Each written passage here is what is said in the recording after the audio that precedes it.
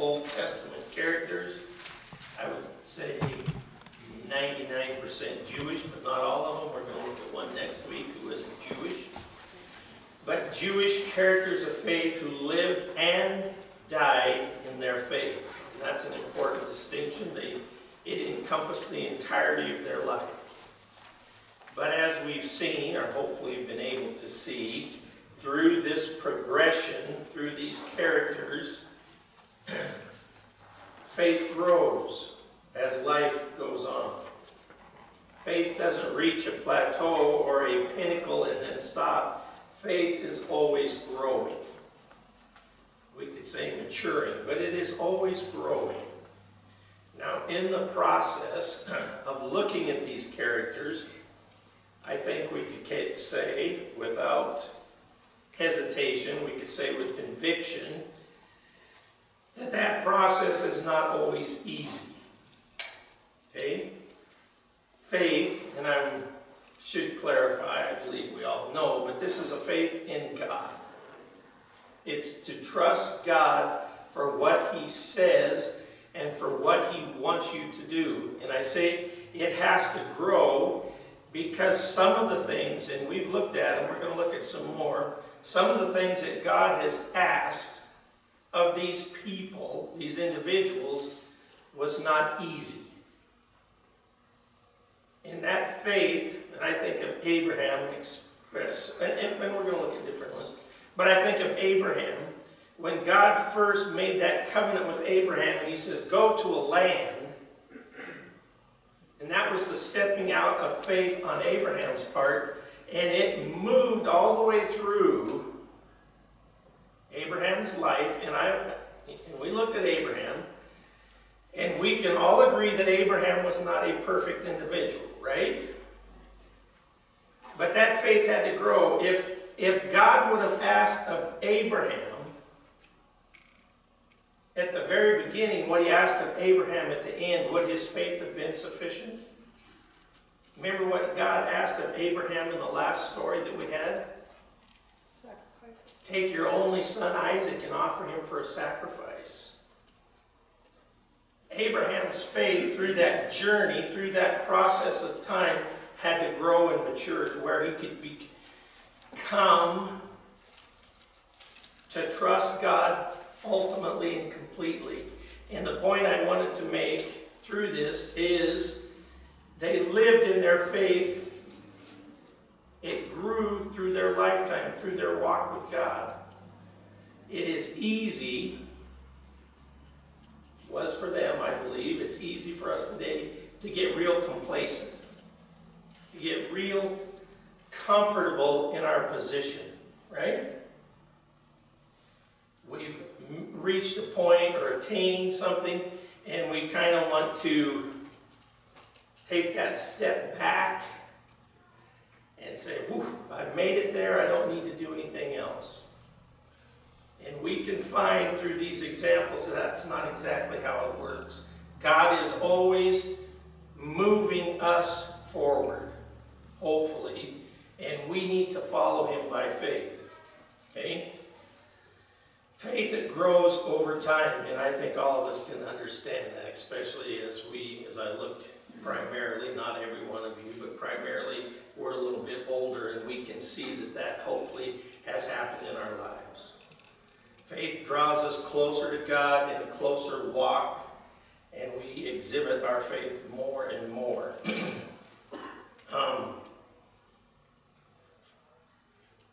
Some of the things, and we just referenced the one with Abraham and Isaac, but some of the things that God asks us to do doesn't make any sense.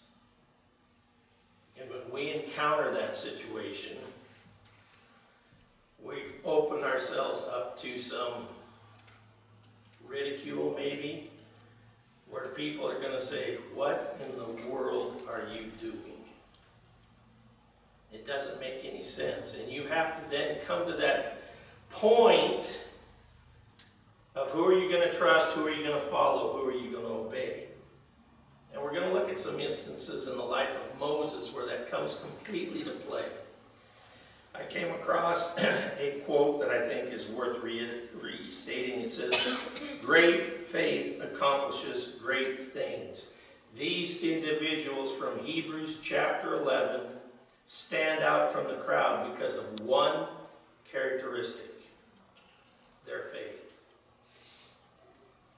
If people were to look at us and to examine us in application, what would be the characteristic, if there is that characteristic, that sets us apart from everybody else? Hopefully, as an example here, it would be our faith. Okay, last week we started with Moses. That's down to about verse 23 in Hebrews 11. Moses is the greatest character of Old Testament history, Jewish history. Deuteronomy even states that for us, kind of in those words. There has never been a prophet like unto Moses except for one. And who is that? Jesus Christ himself. Exactly right. Moses in the Old Testament was the greatest character. When you read through Exodus, Leviticus, Numbers, and Deuteronomy, there's one character that stands out in every book. Who is it? Moses. It's interesting, and I read through those chapters again, sometimes in Bible reading. Maybe you don't, but I know sometimes in my Bible reading I like to read too fast. Like, this is what I'm supposed to read for today, right? And whew, got it, I'm done. And when I get in that mode, especially what? Especially in those books. Especially in some of those books, yeah, I understand. But when I get in that mode, I miss a lot of what's there. And the other situation is some of these stories in the Old Testament are so familiar. We've heard them since we were little kids. We think we know everything, right? There's nothing more I can learn from this. But it's the last couple of weeks as I've read Exodus 1 through Exodus 19 a couple times. And it's interesting to me some of the things that stick out. So in Hebrews we have Moses, and he only occupies about 7 or 8 verses. So what do you know about Moses? Verse 23, Hebrews 11. What's the first thing that stands out? By faith. But who's the first? In verse 23, it's not Moses' faith. Whose faith is it? His parents. It's the faith of his parents. So we can see, and we talked about it, I just highlight, we can see some generational impacts here. We talk about legacy and what we leave behind, but Moses' parents exercised and lived by faith, and they had to make that, I was going to say simple, and maybe it was simple, they had to make that decision on who we're going to believe. Pharaoh had issued that edict that says throw all the baby boys in the river and let them drown. And they knew that. Or do we believe God? And they chose to believe God and do what's right. And you read that account in Exodus chapter 2.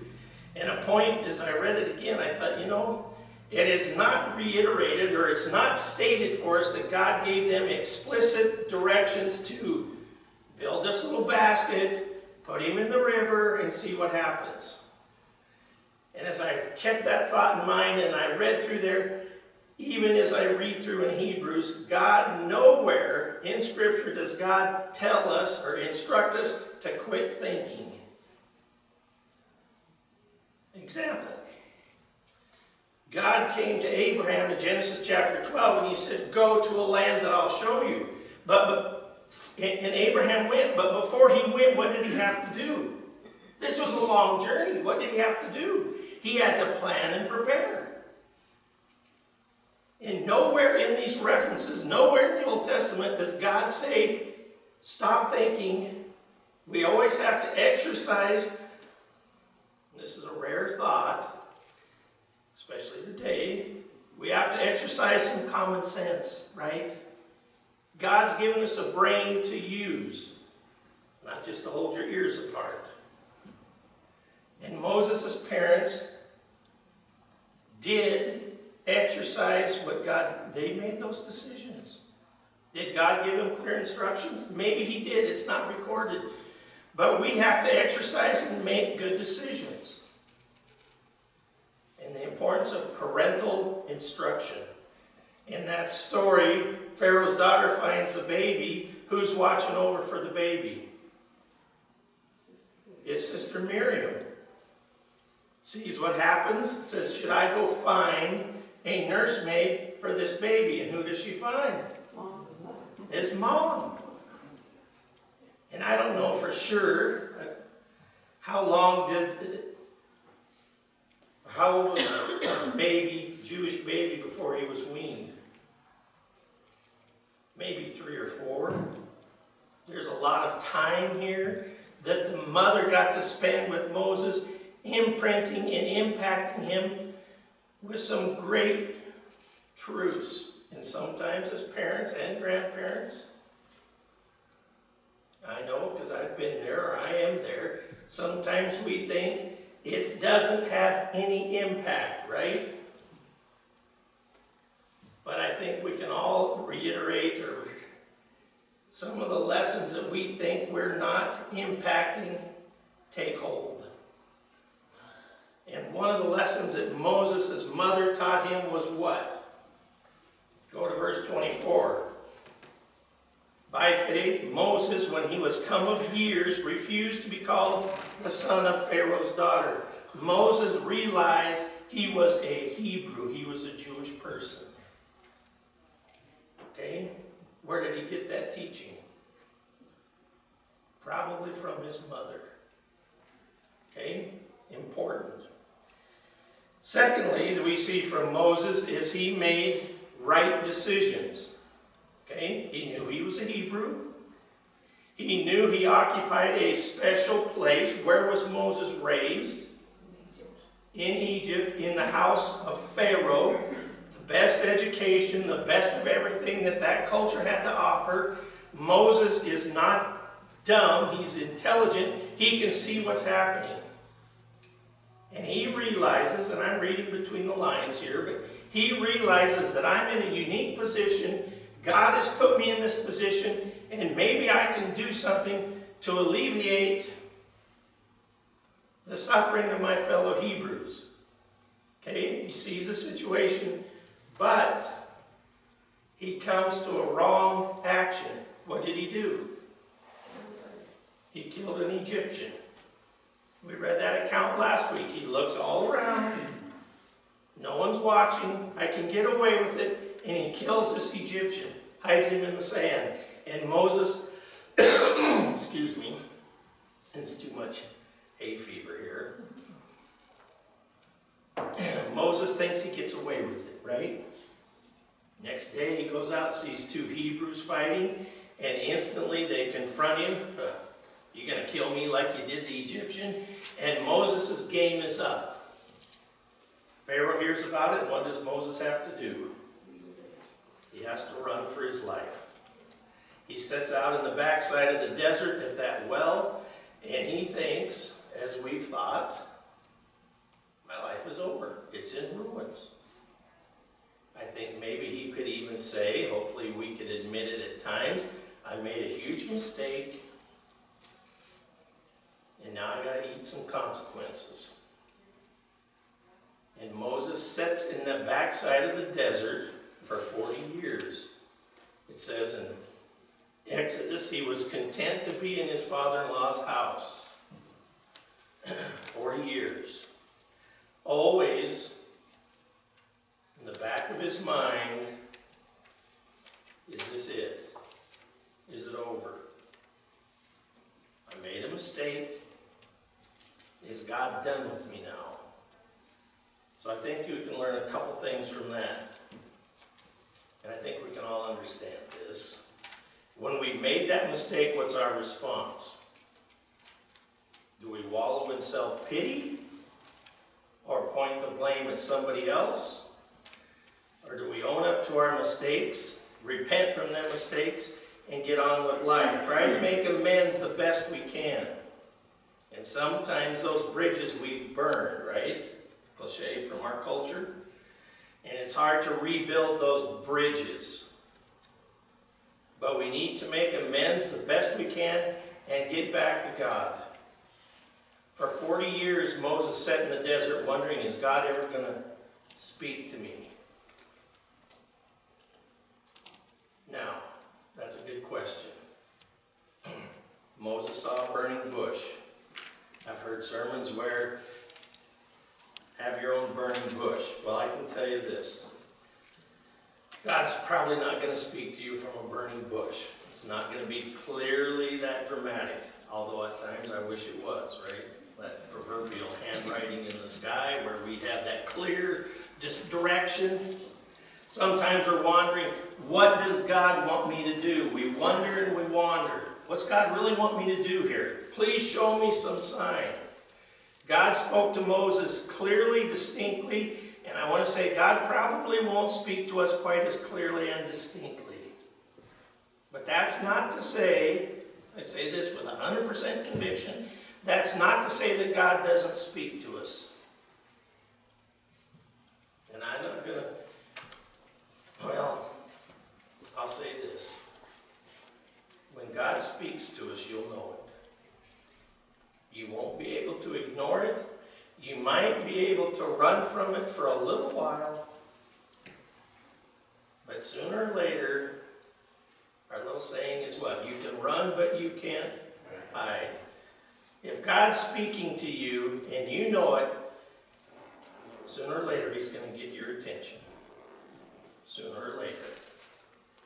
He's going to get your attention and you're going to listen to what He has to say. It'd be nice if it was a burning bush, but it probably won't be. Moses refused to be called the son of Pharaoh's daughter. He chose, verse 25, to suffer the affliction of the people of God. Sometimes he made a right decision, but sometimes these decisions have great consequence. Is following God always easy? No, not at all. And sometimes these decisions have great consequence, and we have to weigh those consequences.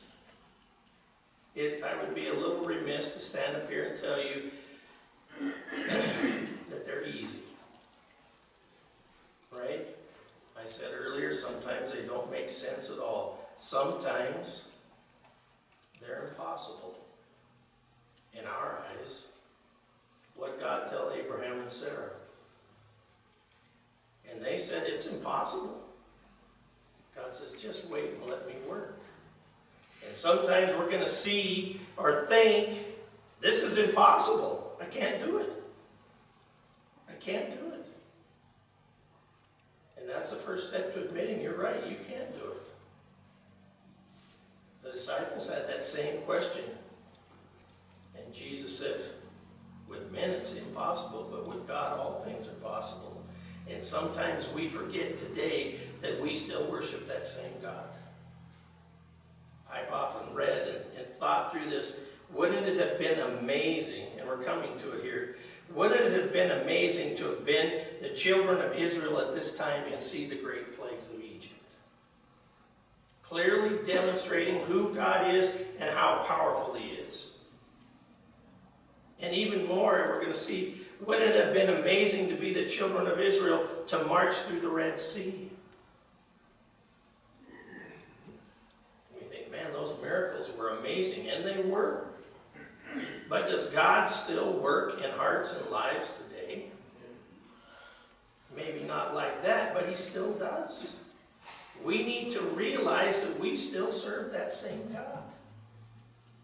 Moses chose rather to suffer affliction, persecution with the people of God than to enjoy the pleasures of sin for a season. Decisions have consequences. What do we give up for what is the best?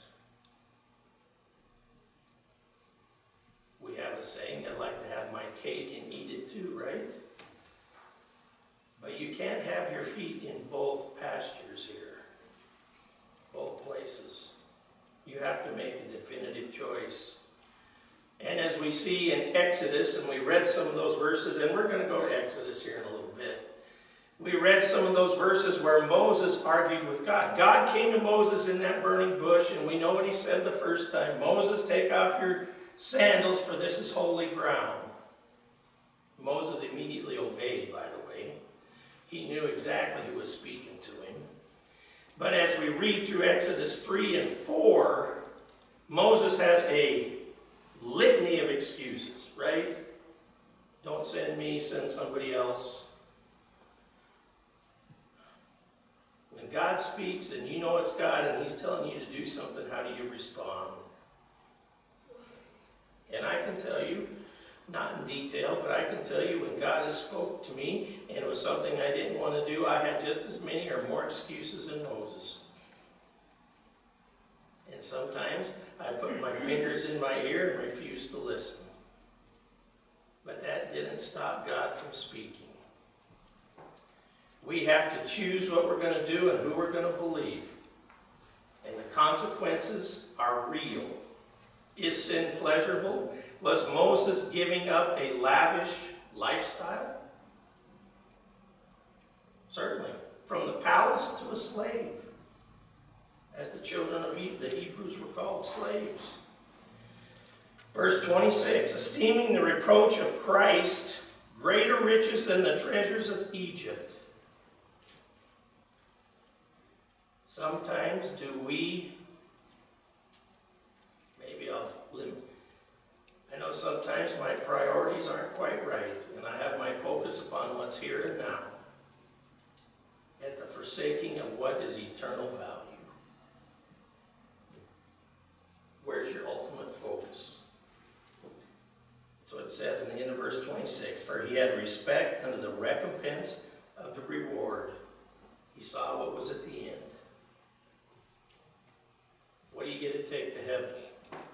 I've asked that question before. Let's see if you've caught on. Another person. That's it. Everything else that is of great value, and that thought struck me as I watched the wildfires there in Maui. And have some awesome videos of that town burning to the ground. People said they had less than 10 minutes warning. Leave.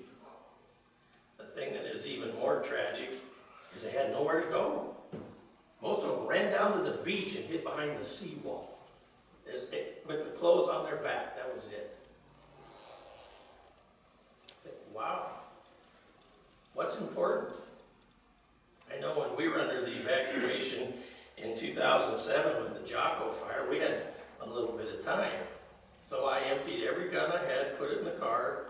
I took all my big mounts off my wall, my big sheep, 2 big sheep, and those things, all the important papers out of the vault. And we had a day to get ready. But if you only had a few minutes, what's important? What's important? People. I had a phone call that night when we were getting ready to evacuate. Just be smart, think about it.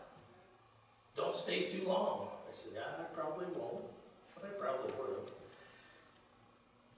But keep in focus what's important, the reward that's out there. Moses. By faith, verse 27, he forsook Egypt. That means he completely turned his back on. He didn't even look back. Not fearing the wrath of the king, for he endured as seeing him who is invisible.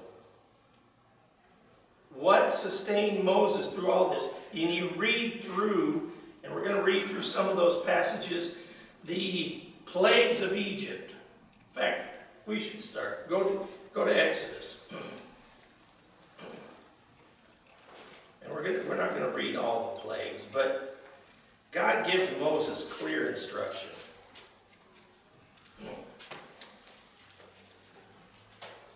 And I got these verses written down. I'll give them to you. We'll read them.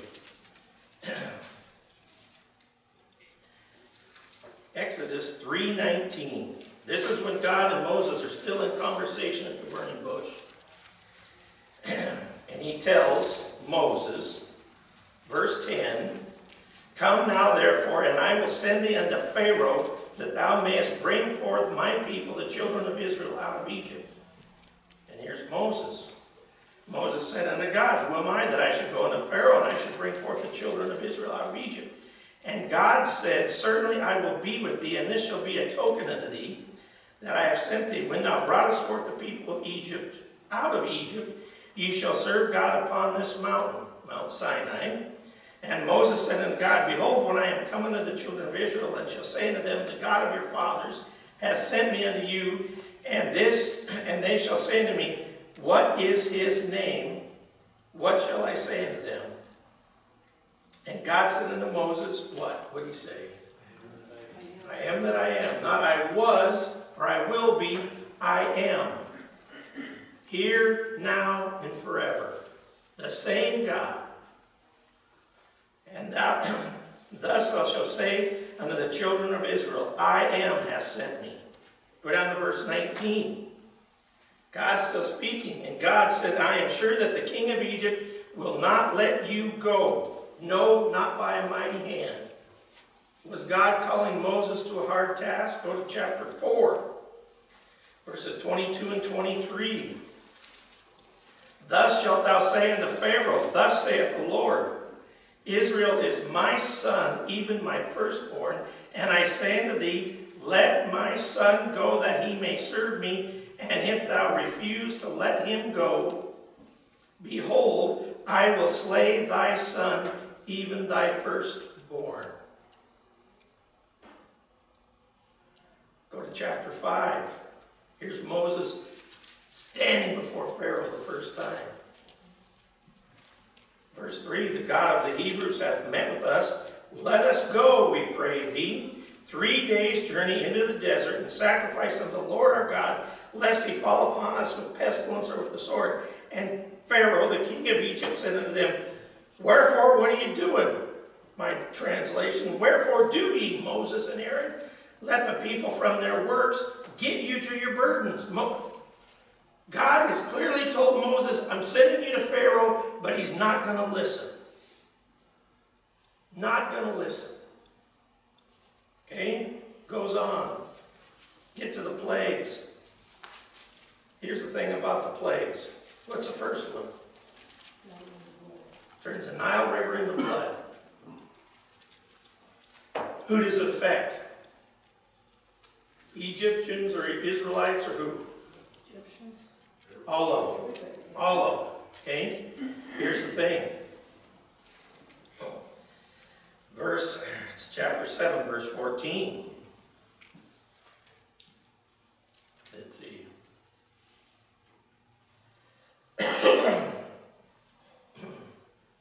Verse 22. Verse 14 is where the plague starts. We go to verse 22. And the magicians of Egypt did so with their enchantments. What's that say? They did it too. They imitated the miracle just that Moses had done. They were able to turn water into blood just as Moses did. So what's Pharaoh's natural response? That's not such a big deal. Look, my guys can do the same thing. If you even go back, when Moses first went to Pharaoh, he threw his staff down on the ground and became a serpent. Right? That happened at the burning bush, by the way. Now, I hate snakes. I kill snakes. Without remorse, with utter conviction. Kill them. Okay? Moses and Pharaoh throws his snake on the ground. All the magicians do this, or throws his staff on the ground, turns into a snake. All the magicians of Egypt do the same thing, right? What happens though?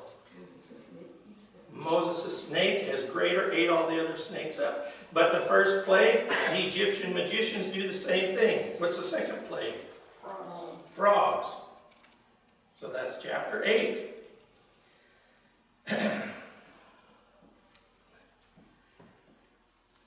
Let's see, where does it say? Verse 7, And the magicians did so with their enchantments, and brought up frogs upon the land of Egypt.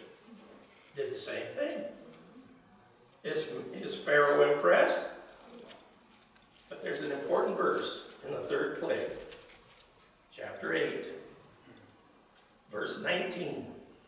And the magicians did so with their enchantments to bring forth lice, but they could not. So there was lice upon man and upon beast. Then, verse 19, the magician said unto Pharaoh, this is the finger of God.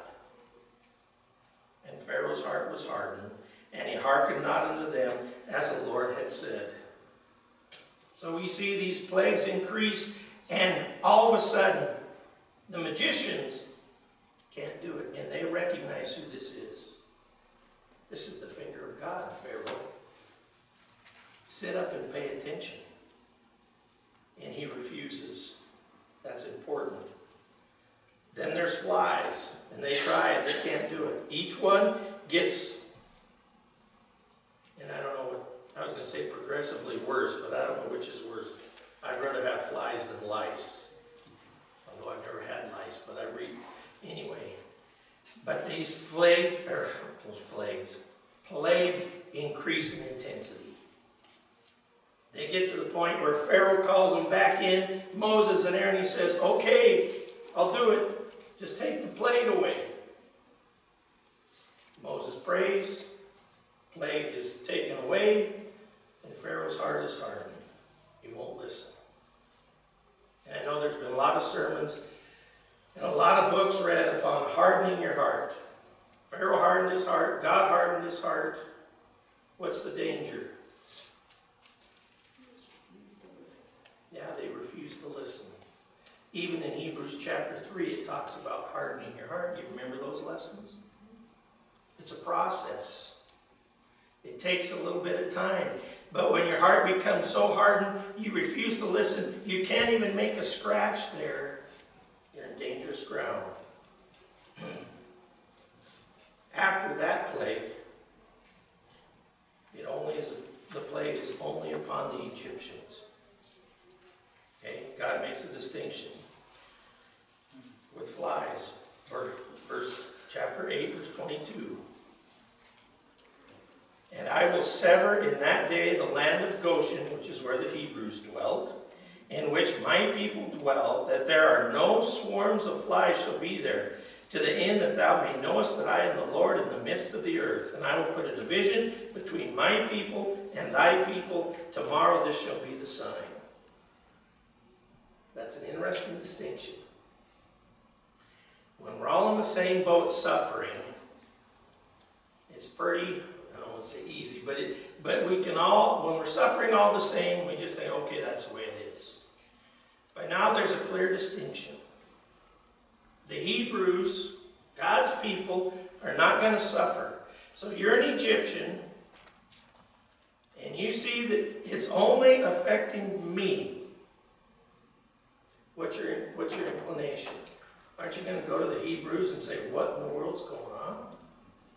Why is this only affecting us? Why are you immune from this? And what's their answer has to be? Because God said it. God did it. God's trying to teach us a lesson here. Okay? The fifth plague, disease, cattle. Up to now, except for the blood, but frogs, lice, flies, not fun, but a little inconvenient, right? And they only last for a little while, and then they're gone, and life goes back to normal.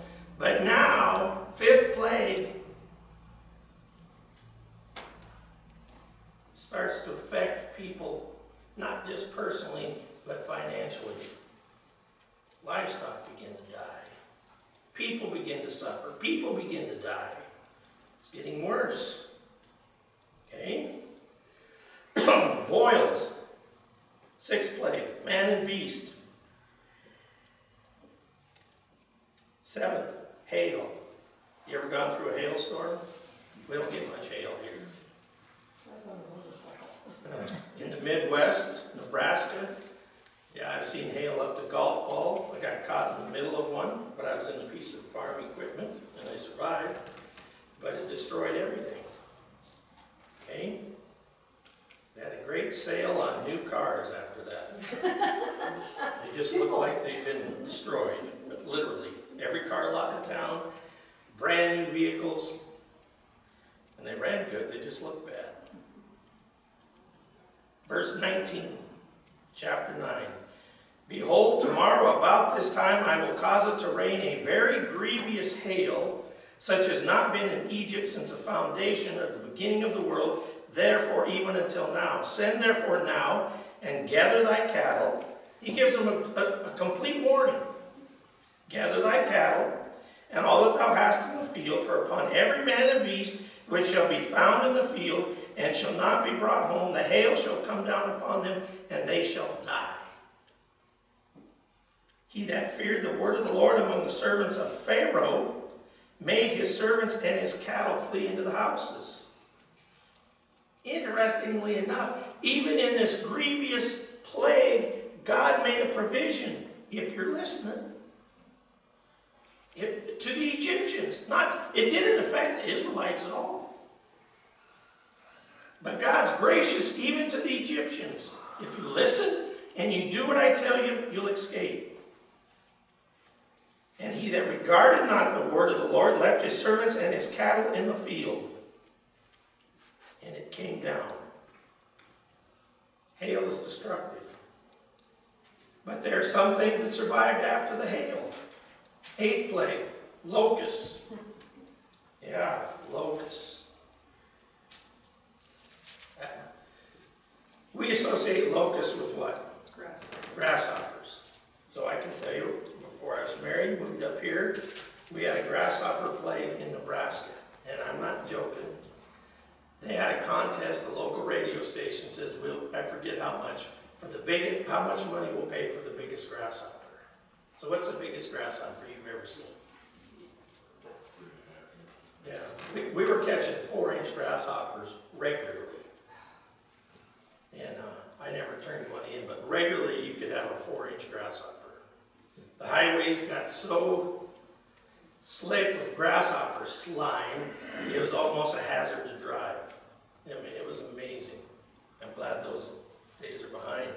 But it says here in this 8th plague that God sent the locusts to eat everything that the hail didn't destroy. So now life gets serious. There's no food. What's the 9th plague? Darkness. And he gives a unique description.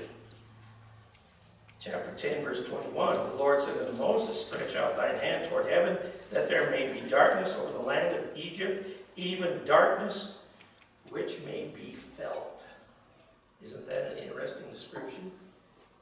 Can you feel it when it's dark? I've read some,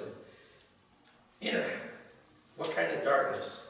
They said, possibly a sandstorm. You ever read about the sandstorms of the Middle East?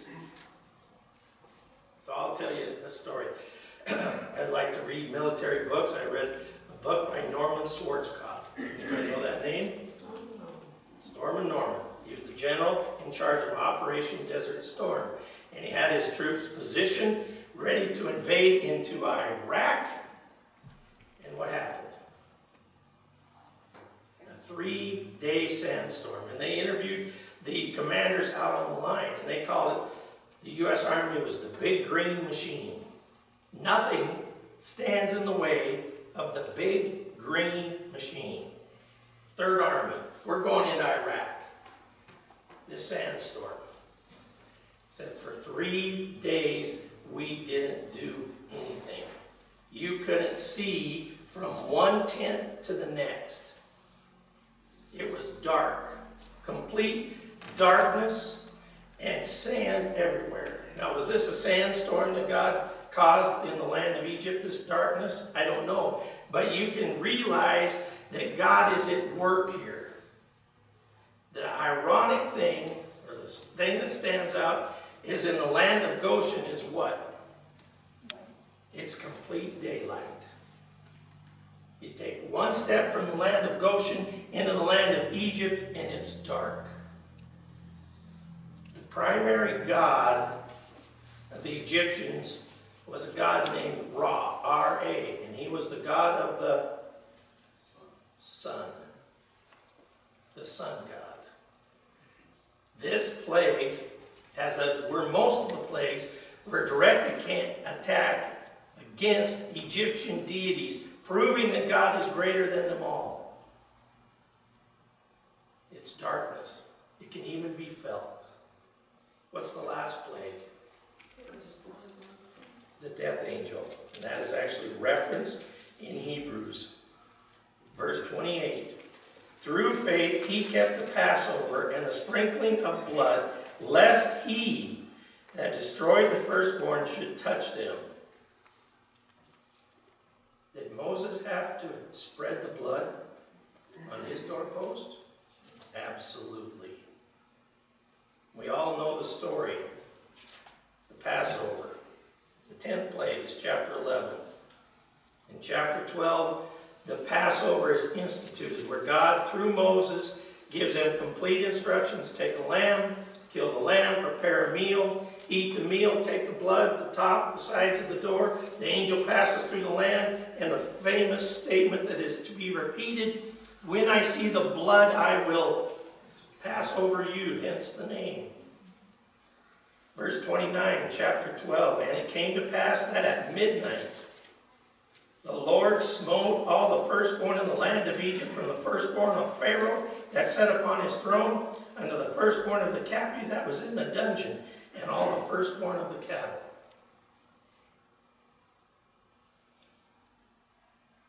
And Pharaoh rose up in the night, and he and all his servants, and all the Egyptians, and there was a great cry in Egypt, for there was not a house where there was not one dead. Can you imagine? What's God proving his point? Remember, way back in chapter 3, when Moses at the burning bush is speaking with God, and God says, I'm going to send you to Pharaoh. Turn Israel loose, my firstborn. If you don't do it, I will slay your firstborn son. And here it came to pass. A couple lessons there.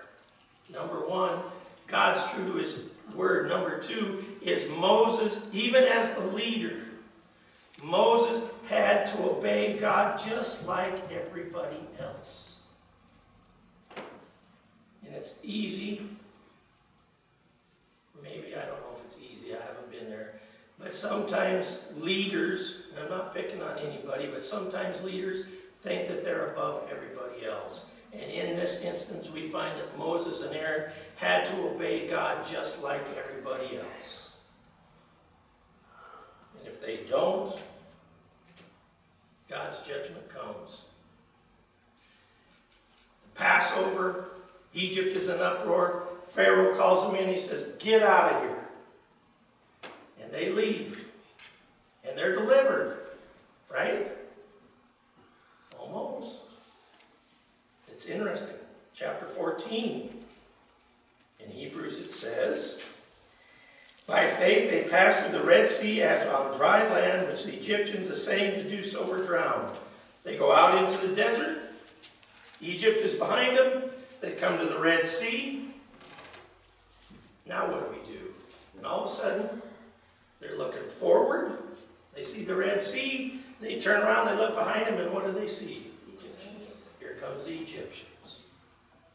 It was told Pharaoh, chapter 14, verse 5, it was told the king of Egypt that the people fled, and the heart of Pharaoh and his servants were turned against the people, and they said, why have we done this, that we have let Israel go from serving us? And he made ready his chariots and took his people, 600 chosen chariots, and all the chariots of Egypt, and they're going after him. There's going to be a battle, and who's going to win? Well, humanly speaking, who's going to win? The Egyptians, the Israelis, the Hebrews are not fighting people. They're not. They're unarmed. Okay? Here's the verse. Verse 11. Verse 10, chapter 14. And when Pharaoh drew nigh, the children of Israel lifted up their eyes, and behold, the Egyptians marched after them, and they were sore afraid. And the children of Israel cried unto the Lord. But they went right to Moses. And they said unto Moses, had just witnessed all these plagues. And this is what they said. Because there were no graves in Egypt, thou hast taken us away to die in the wilderness. Wherefore hast thou dealt with us to carry us forth out of Egypt? Is not this the word we did tell thee in Egypt, saying, Leave us alone, that we may serve the Egyptians? For it had been better for us to serve the Egyptians than that we should die in the wilderness. Here's Moses. And he said, Fear not, stand still, and see the salvation of the Lord. What happened to their focus? They're looking all the way around them. And it's impossible. Where should they be looking? Look up. See the salvation of the Lord, which he will show you today. For the Egyptians whom you have seen today, you shall see them again no more forever. They're done. And the Lord shall fight for you, and ye shall hold your peace. And God delivers them. And they cross the Red Sea, and they're headed for the Promised Land. And I'm out of time, but 3 days march into the desert. What happens? They're out of water, and they want to go back. Huh? They get thirsty. They get thirsty. It's ironic, or maybe the lesson is for us, how soon we forget what God has done. And part of that forgetting is, then we think he can't do anything more. Whoever heard of water coming out of a rock? Or throwing a tree into a bitter spring and it becomes sweet? God, for years, deals with these people in miraculous ways, and all through the rest of Exodus, and Leviticus, and Numbers, what do? They whine and complain. Even Moses is frustrated. But the point is, how soon do we forget? How soon? Is God done with us? No. Where's your focus? Oh, I'm looking around me and it's impossible. It's completely impossible. And it probably is through our eyes. Moses says, look up. See the salvation that God's going to provide. Where's your hope? All through this lesson, Moses chose to do what's right. Now I want to say, did he always do what's right? At the end of Moses' life, he didn't get going to the Promised Land because of what? Because he disobeyed God. Even as the greatest leader in Israel's history, God says, because you disobeyed me in front of the people, you won't get a step into the land. Decisions have consequences. Keep your focus. Don't forget God. Keep your trust. Look to God. By faith, Moses. That's what got him through. Now, I'm over time. We're going to go. It's going to get less specific. The walls of Jericho. Rahab. Verse 32. And what shall I say more? For time would not allow me to tell of Gideon, of Barak, of Samson, of Jephthah, of David, also Samuel and the prophets. Just a partial list. We're going to look at some of them. We won't look at them in detail. But these are all individuals who the one characteristic of their life was faith.